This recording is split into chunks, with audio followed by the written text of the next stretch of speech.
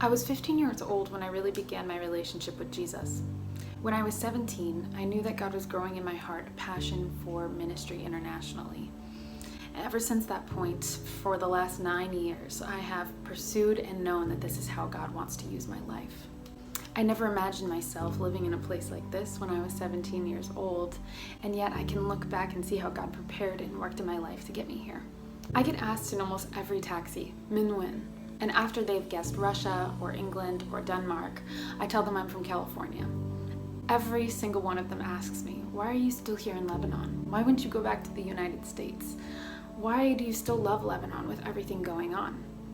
The answer isn't that simple, but if I know that God wants me to be here to love the people that I work with, why would I leave?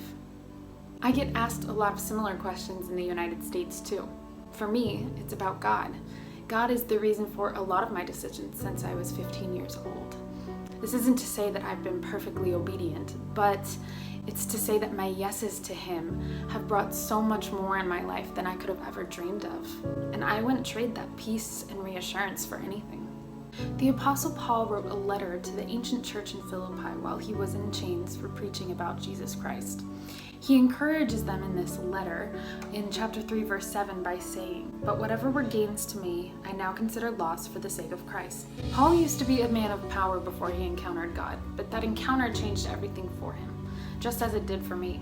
He had every comfort and position of authority that he could have dreamed of, just as I did.